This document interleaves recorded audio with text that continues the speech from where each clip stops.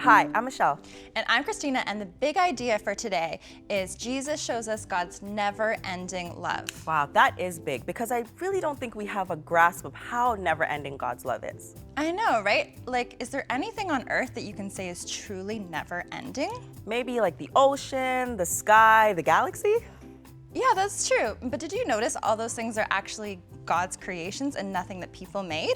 Well, let's see what this is all about and watch the God story next.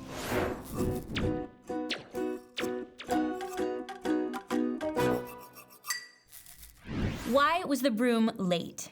Because it overswept.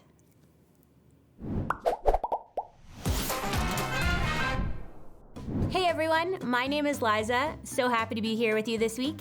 I wanted to start by sharing a story about one of my favorite nights ever. It was right after I had graduated, and my mom wanted to do something special to celebrate, so she bought me tickets to see my favorite band, which was really cool because it just so happens that this was her favorite band back when she was my age. So it was gonna be something neat for us to experience together. And when we went downtown that night, the concert was outside, so we found a seat on the lawn. The sun was setting beautifully. Everyone who was attending the concert was in such a great mood. And as the band came out to play, we sang songs together and just had such a great time. And I can remember looking around and thinking, I wish this night would never end. Experiencing God's love is something that's way better than seeing your favorite band perform live. Plus, we know that God loves us with a love that lasts forever. And that leads me to today's big idea. Jesus shows us God's never-ending love. But before I continue, let's just recap what we talked about last week. Out of his love, God created the whole universe, and he created people to be in a perfect, loving relationship with him. And then sin entered the world and separated people from God. But God set a rescue plan in motion to get sin out of the way. He gave people rules to live by, but they kept breaking them, and so he gave them rulers to help guide them: judges, prophets, priests, and kings. God told Jeremiah that he was going to speak through him, and Jeremiah was nervous because he thought he was too young. But God told Jeremiah that his age didn't matter. God spoke through Jeremiah to help his family, Israel, remember God and turn from their sins. And Jeremiah tried and tried, but the Israelites didn't listen. God gave Jeremiah incredible things to share. Let's read. The Lord appeared to us in the past. He said, "I have loved you with a love that lasts forever. I have kept on loving you with a kindness that never fails." God loves us with a love that lasts forever. How amazing. And we see that so clearly through Jesus. But I'm getting ahead of myself. Jeremiah continued to tell people all of the things that God wanted him to say. And many of these things were about how the people should stop living their own way. The people didn't really like what Jeremiah was telling them. In fact, they held him in stocks, like a prisoner. And even then, God spoke through him. God said to him, "I made the earth, I formed it, and I set it in place. The Lord is my name. Call out to me. I will answer you. I will tell you great things you do not know, and unless I do, you wouldn't be able to find out about them." Even while Jeremiah was locked up, God wanted to remind him of who he was. He could call out to God, and God would answer. God went on to say that people would be judged because they refused to do what is right, but then he would bring healing. God would forgive them for all of their sins. And in this time, he said, people will say, "Give thanks to the Lord who rules over all, because he is good. His faithful love continues forever." Now listen closely to what God says next, because it's really important. "The days are coming," announces the Lord. "At that time, I will fulfill my good promise to my people. I made it to the people of Israel and Judah. Here is what I will do in those days and at that time. I will make a godly branch grow from David's royal line. He will do what is fair and right in the land. In those days, Judah will be saved. Jerusalem will live in safety, and it will be called the Lord who makes us right with himself." Okay, that was a pretty big deal what God spoke through Jeremiah. He said he will make a godly branch grow from David's royal line. And that might be a bit confusing, but we now know that Jesus was from David's family tree. Jesus showed people what is fair and good and right and just and loving. And then he said, in those days, Judah will be saved. Judah was another name for God's special family, the Israelites. And when Jesus came, he came to save or rescue them. So all of these things point to Jesus. How cool is that? God gave Jeremiah this awesome message about who Jesus would be way before Jesus was even born on earth. And we now know that Jesus shows us God's never-ending love, God's wonderful, beautiful, amazing love for you and for me and for everyone. That's an exciting big idea, and that is worth sharing with as many people as possible. God loves you with a love that lasts forever. Thank you so much for hanging out this week, guys. I'll see you next week. Take care. Quickly turn to the person next to you and discuss the following question. Question time! The book of the Bible we just heard from is part of the Old Testament. That's before Jesus was born. The book was called Justin, Jacob, Jeremiah, or Jeff.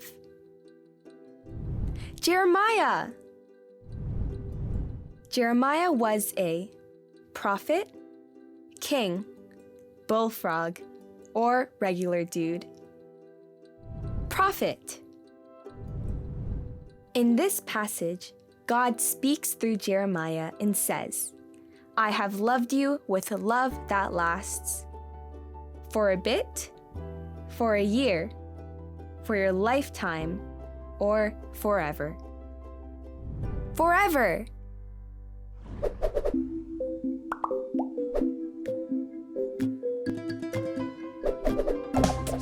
Game time!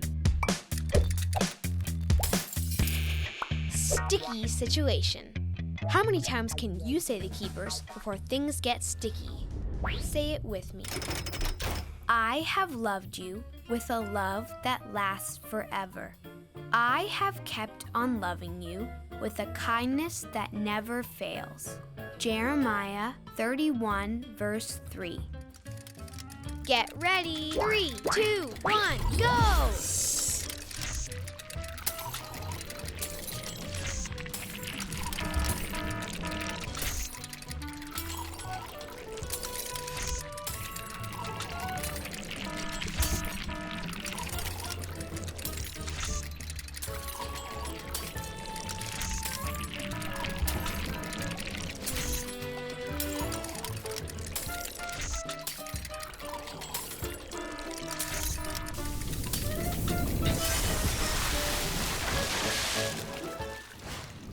Throughout the God story, we really do learn about God's never-ending love. And with Jesus giving his life for us, we learn about how amazing his love is. It's so true, and it got me thinking, like, how can we actually describe God's amazing love to people who haven't experienced it yet? I mean, like, what can we use to compare that will actually portray how great God's love really is? We can't really describe fully what God's love is, but we do want to show you the love that people get through these service dogs. Yeah, these service dogs are so amazing, and we're not saying that it equates that it's the same as the love of God. His love is beyond anything in this world. But it truly is inspiring to see how these dogs serve and love the people they work with. Watch this.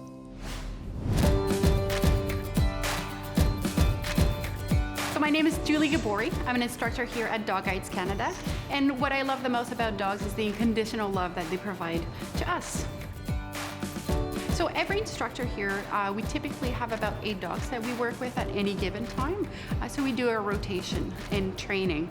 So we work with them, teach them, and then they get a little bit of time off. They get playtime also with us. So we just rotate through all of them throughout the day. Here at Lions Foundation of Canada Dog Guides, there are 6 different programs. We have canine vision, hearing ear, autism assistance, diabetic alert, seizure response dog guides, and then service dog guides. You'll often see those dog guides adjacent to one of our clients in a wheelchair. So our hearing ear dog guides are trained to help people who are deaf or hard of hearing. So the dogs are trained to 7 basic sounds. The dog's going to make physical contact with the person and then guide them to the sound.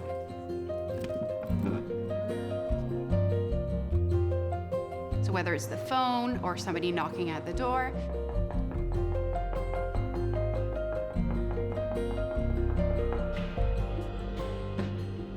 The only different sound is the fire alarm. You don't want the dog leading the person to the fire.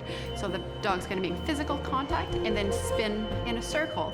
And that's a visual cue to the person that, oh, it's the fire alarm going off. We need to leave the house. One of the sound that we train for is name calling. So what that is calling out the person's name. Shelly.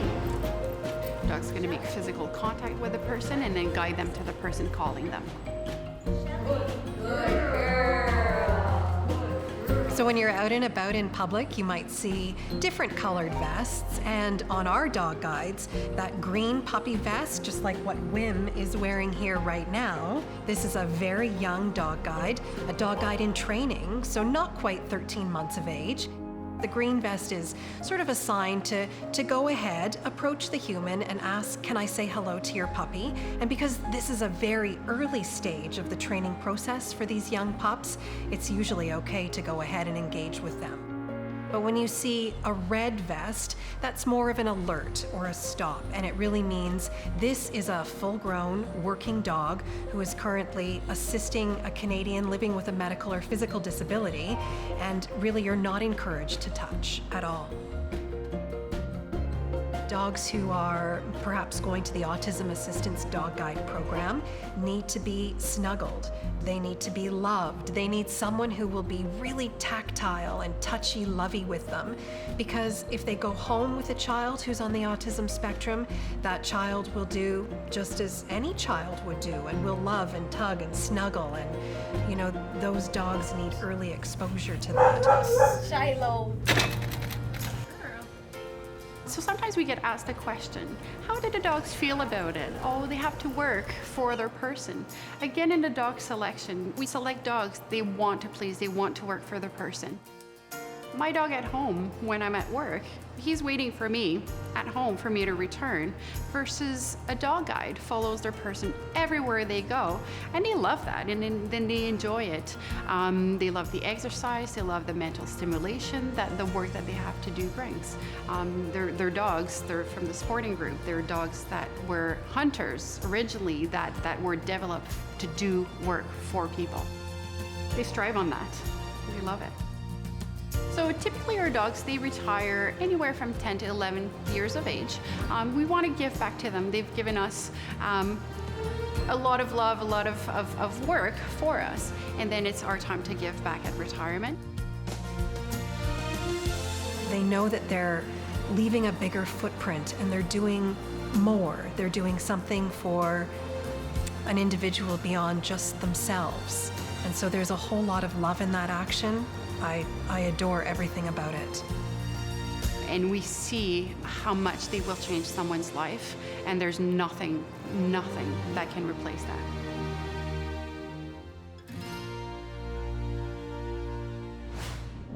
Oh, I love the puppies. I know, all the dogs are amazing, and not only the dogs, but also the trainers and the families that take in these dogs for 18 months. They train them, they bring them in public, get them used to other people. It really takes a lot of love and dedication to get these puppies trained. And you know, the love doesn't stop there. It continues when the dogs meet the people they're going to be helping. They really dedicate their lives to helping these people. Yeah, it's a really beautiful example of God's love and really leads us to our big idea. Jesus shows us God's never-ending love. Now let's break up into small groups and see what this looks like in our own stories.